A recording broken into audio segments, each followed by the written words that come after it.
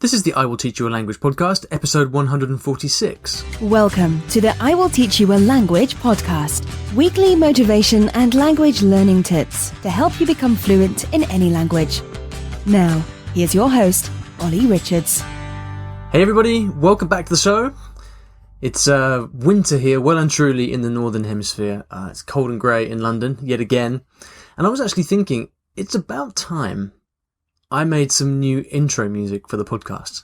I really like this one that I've been using, but after 146 episodes, I kind of feel like I could do something new. The trouble is I'm terrible with making these kind of things online. So if you're good at this, if you like messing around and making like these kind of jingles, get in touch with me. Let me know. Maybe we could work together somehow, and you could help me make a new soundtrack for the podcast. Feel free to email me anytime at what's my email? My Ollie at IWTYAL.com. You can get in touch with me that way. We've got a good question today about improving your speaking. Before we do that, I'd like to thank the sponsors of the show, who are italki, the place where I get my language lessons and my language practice every week. And if you'd like to get a free lesson, you can go to IWTYAL.com/free lesson. Now, without any further ado, let's get into today's question from Syawal. I hope I pronounced that correctly. Hello, Ollie. My name is Syawal and I'm from Malaysia. And my question would be, do you enrich your speaking with more vocabularies? I mean, whenever I speak, I use a very limited amount of vocabularies. And I was just wondering if I could, find out the ways and also some of the things that I can do in order to expand the use of vocabularies whenever I speak. I guess that's all. Thank you. Okay, so well, thank you very much for a great question. Now, why is it that when we speak in a foreign language, we tend to use that same limited vocabulary, those same old words that we've known for years, over and over again? Well, the basic reason is that when you speak with somebody, you're under a lot of pressure. It's not just about the words that you use. It's about the fact you're interacting with another human being. There is time pressure. Everything happens in real time. You can't press the pause button on a conversation.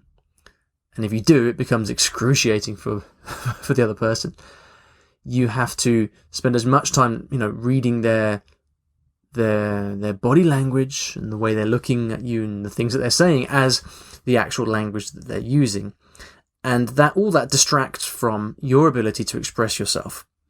Now, it may be the case that you probably do, in fact, have a much richer vocabulary than you actually use in speaking.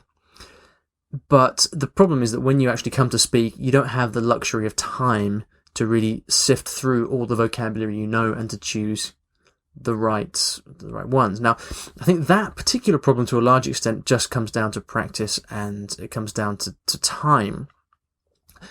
But, the real question is, well, how can you systematically grow your vocabulary so that you do become more articulate and you've got a richer vocabulary, as you say?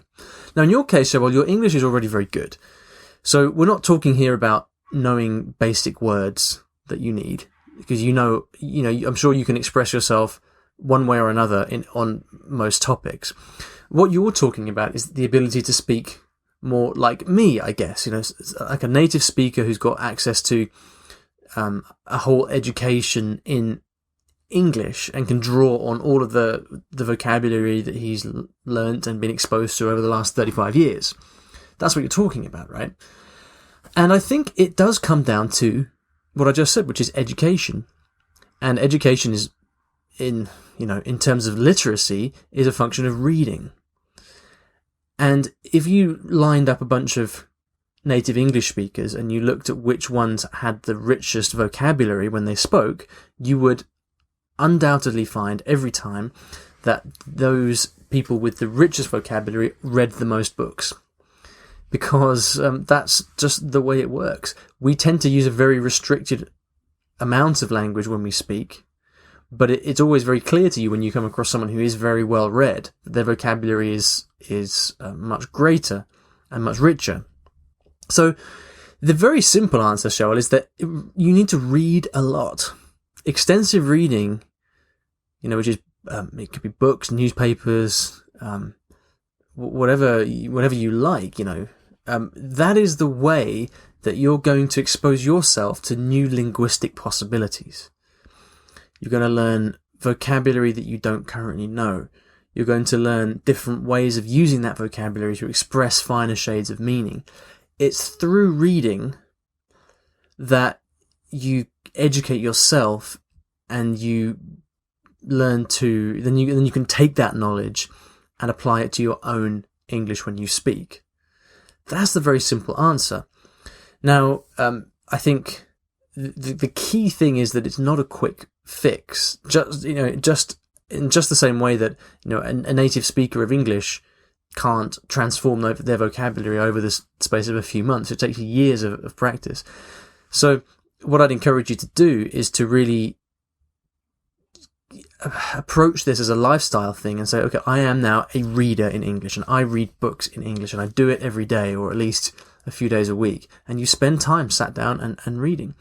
And what you're going to find is it won't be a quick fix, and you might even find it a little bit difficult. But over time, you're going to start to really you'll spend so much time surrounded by beautiful English being used by the world's most expressive people that you will very quickly start to absorb that and start to use it yourself.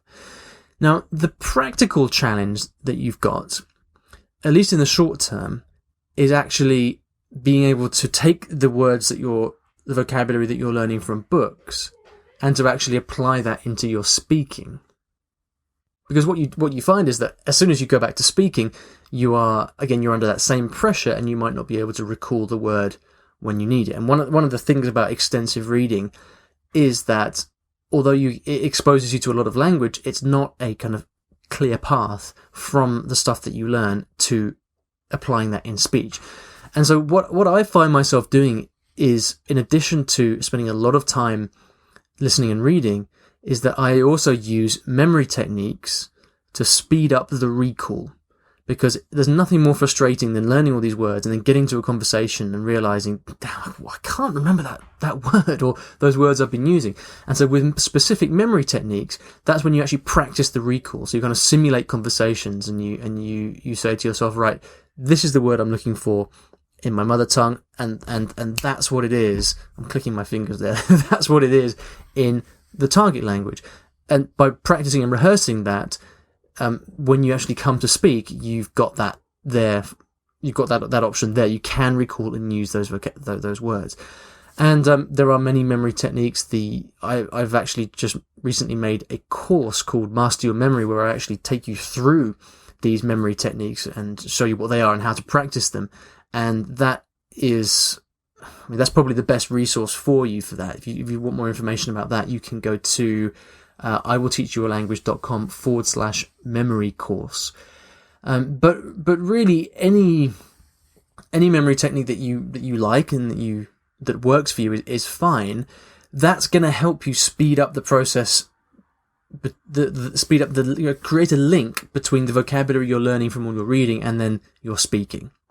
So that's my suggestion. I hope that's helpful for you. Your English is already fantastic, so I'm not worried about you at all. The more you read, the more you're going to notice your vocabulary enriching very, very, very quickly. All right, so if you would like to ask me a question, then you can. I'm always looking for interesting new questions for the podcast. You can go to IWTYAL.com/ask for that. And at the end of every episode, I'd like to leave you with a resource of some kind on the topic of the show. Now, we've been talking about enriching your vocabulary, and this is the kind of thing that you start to find when you're at an intermediate level and you kind of hit that plateau and you want to start speaking with more depth.